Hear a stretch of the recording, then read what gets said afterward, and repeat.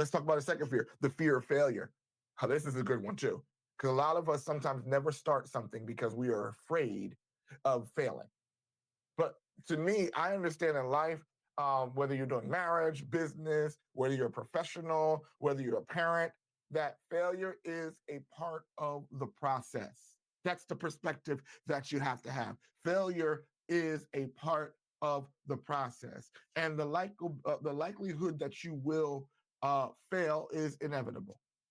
You're not going to win every single time, but there is a difference, because some of you are looking at failure as an identity instead of a process issue. Being a failure is saying that I am a failure. There's a difference of saying I am a failure and I have failed. One is making you an identity statement. I am a failure.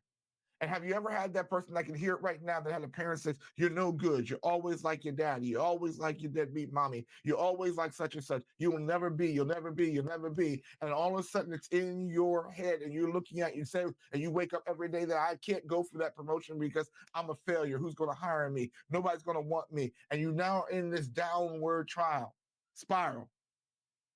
That failure, the identity has took you through. But when you understand that failing as a part of the process, if it's part of the process, and it means sharing that there's something in the process that I am doing wrong, then that's something that can be course corrected. It's something that if I can find out what I'm doing wrong and correct it, I'll be right. So when you understand that it's not an identity, but it's an error in the process, I understand that if I can fix the process, I'll no longer fail. See how when you put fear in its place and looking at it in its proper perspective, I don't want to fail. I see the what is it? The effects of if I would fail, but I'm not going to allow fear to stop me from addressing what I failed in, because I can fix it. If anything, say I am a fixer, I'm not a failure. You choose your identity, but I don't want you to take that unhealthy identity of saying I am an identity of a failure. You are not a failure. You are brilliant. You are unique in your way. Okay. The third thing is the fear of success. Now, when you look at the fear of success, that's another thing. He's like, what? The fear of success? There's actually a fear like, what if I become the greatness that I'm supposed to be? Can I handle it? If I become the corporate mogul and now I'm responsible for all these people, if I step out of my dreams and now people are depending on me to be, right? And then all of a sudden there's a pressure that's on there because of fear. Instead of moving in success, we sabotage ourselves because we rather stay average than succeed at what we're supposed to do because of the failure, a possibility of failing or failing to meet expectations of other people. But I want to ask you a question. What if you did succeed? What if you did succeed? What if you got to look at it from a different perspective? While you're focusing on what if I don't do it, what if you do succeed? That means you'll have people that are there to help you, people that are there to keep you, people that are there to keep you accountable of the vision, right? So start changing your perspective on there. But I'm going to share you with one key thought that can help you overcome most of the fears is this statement. The more I know, I fear less. Now, I didn't say fearless. I said I fear less.